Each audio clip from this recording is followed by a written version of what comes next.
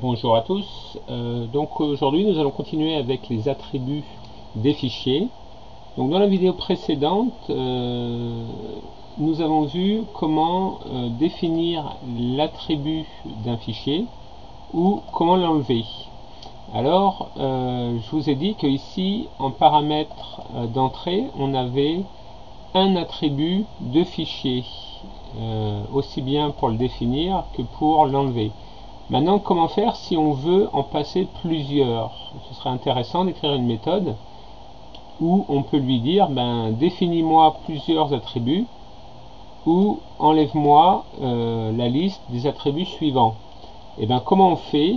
J'ai écrit une méthode qui s'appelle remove many attributes, many comme plusieurs, et set many attributes, et on passe toujours le fichier, le chemin du fichier, et on va lui donner une liste. Ici on voit que c'est une liste, un tableau de file attributes, et vu qu'on ne sait pas si on va en passer 1, 2, 3 ou 10, alors on utilise le mot-clé param pour dire un nombre non défini de file attributes. Alors j'ai fait une vidéo précédemment sur le mot-clé param, c'est au niveau de la définition des méthodes et des fonctions.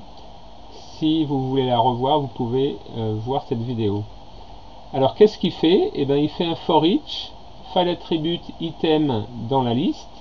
Il appelle la fonction set attribut énuméré. C'est-à-dire que cette fonction-là, il va l'appeler autant de fois qu'il y a d'éléments dans la liste des attributs. Et de la même manière, dans remove many attributes, il fait un for each file attribute item dans liste. Autant de fois qu'il y a d'items dans ma liste d'attributs, j'appelle la méthode remove attribute. Alors comment on peut l'utiliser concrètement? On affiche les attributs d'un fichier. On appelle set many attributes avec le chemin du fichier et file attribute en précisant un ou plusieurs attributs. Donc là on veut ajouter hidden system et read only. Donc on appelle set many attributes avec 3 éléments. Donc il va l'afficher et ensuite il raffiche les nouveaux attributs du fichier qu'on vient de changer. Et puis ensuite il fait un appuyer sur une touche pour envoyer les attributs hidden system read only. Et de la même façon, il fait un remove many attributes du fichier en enlevant hidden system et read only. Et ensuite il les affiche. Donc on va voir ce que ça donne. Donc on voit que notre fichier test2.txt est pour l'instant une archive simple. On appuie sur F5. Les attributs du fichier text2 sont archives. On ajoute les attributs cachés system read only. Les attributs du fichier sont maintenant read only hidden system archive. On vérifie. En effet, read only hidden system archive. Appuyez sur une touche pour enlever les attributs cachés système et lecture seule. Donc on appuie sur une touche et regardez bien ici à ce niveau-là des attributs. Voilà.